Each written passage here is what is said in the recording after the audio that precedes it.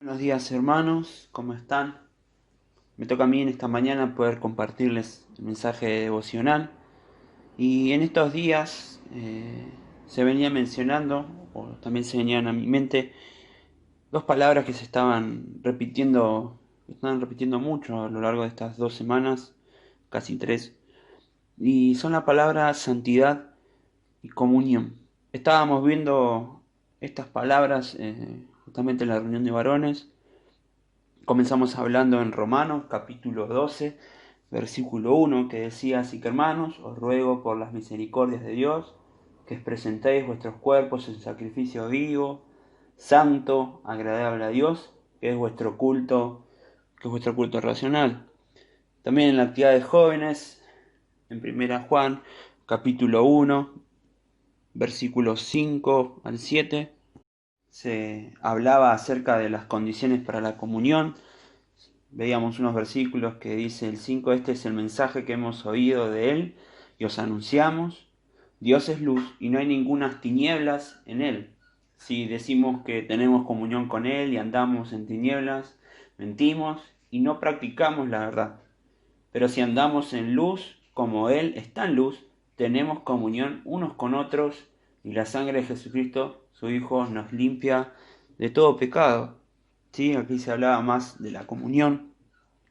Y también en Romanos capítulo 6, en la reunión con Centenario, el tío Osvaldo nos hablaba de este capítulo y decía así el primer versículo: ¿qué pues diremos? ¿Perseveraremos en el pecado para que la gracia abunde? Y el versículo 2, perdón, dice: en ninguna manera. Y pensaba en estas dos palabras, en santidad y en comunión. Y teniendo estas dos palabras en mente, quería que me acompañen, ¿sí?, a 2 Corintios, capítulo 6.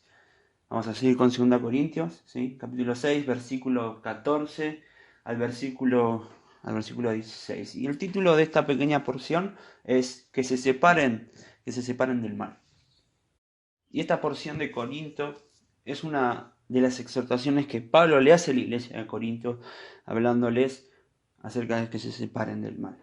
Y dice así el versículo 14 en adelante. Acompáñenme a leerlo. Dice: no os unáis en yugo desigual con los incrédulos, porque ¿qué compañerismo tiene la justicia con la injusticia? ¿Y qué comunión la luz con las tinieblas? ¿Y qué concordia Cristo con Belial?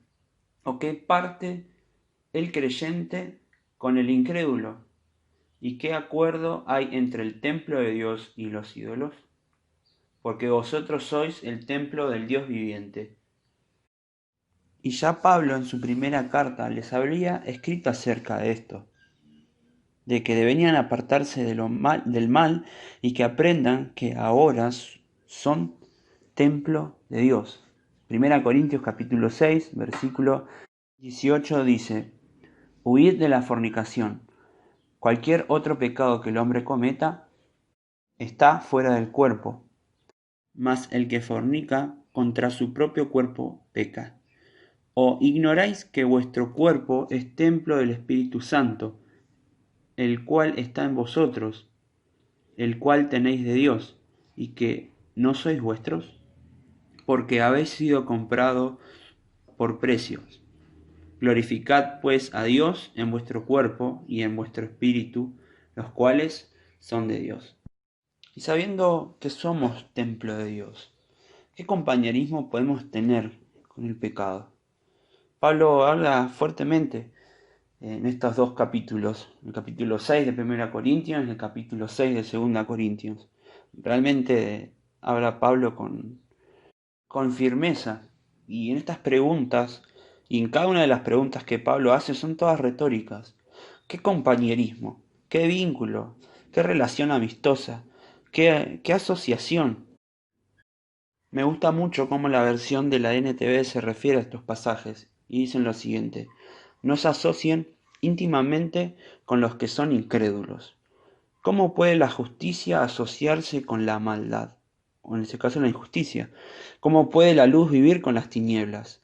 ¿Qué armonía puede haber entre Cristo y el diablo? ¿Cómo puede un creyente asociarse con un incrédulo? ¿Y qué clase de unión puede haber entre el templo de Dios y los ídolos? Pues nosotros somos el templo de Dios viviente. Y como templo, o mejor dicho, como hijos de Dios, conocemos las cosas que debemos hacer. Pero sin duda que muchas veces preferimos la unión en desigualdad y esto mismo nos lleva a tropezar. Nos terminamos perjudicando a nosotros mismos, nuestras actitudes también, nuestra falta de fe, nuestra necedad, mejor dicho, también hace que porfiemos.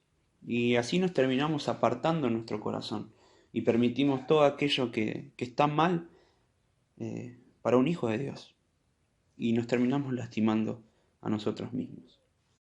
Y cabe resaltar en estos versículos el ejemplo de Cristo, que está mencionado en el versículo 15. ¿Qué concordia Cristo con Belial? El Señor Jesucristo no tuvo ningún acuerdo con Belial, mejor dicho, Satanás, no tuvo ningún acuerdo con el pecado. Él no se dejó guiar por el pecado. Fue tentado en todo, pero en todo salió victorioso. Siendo 100% hombre, pudo obedecer completamente a Dios y apartarse del mal. Y así poder con su vida glorificar a Dios, a su Padre. Y esto es un desafío para cada uno de nosotros, glorificar a Dios con nuestro cuerpo, con el templo, apartándonos del mal. Y es un desafío que es de todos los días, ¿no? Como dice el versículo 1 de Romanos 12, que presentemos nuestro cuerpo en sacrificio vivo, santo, agradable a Dios. Entonces, ¿podemos apartarnos del mal? Claro que sí, claro que podemos apartarnos del mal. Y está en cada uno de nosotros el querer como el hacer. Y si elegimos obedecer a Dios, vamos a poder lograrlo. Espero que les haya gustado, hermanos, el devocional y también espero que les sea de utilidad como lo ha sido para mí. Así que nada más para compartirles, que tengan una hermosa mañana. Un abrazo grande.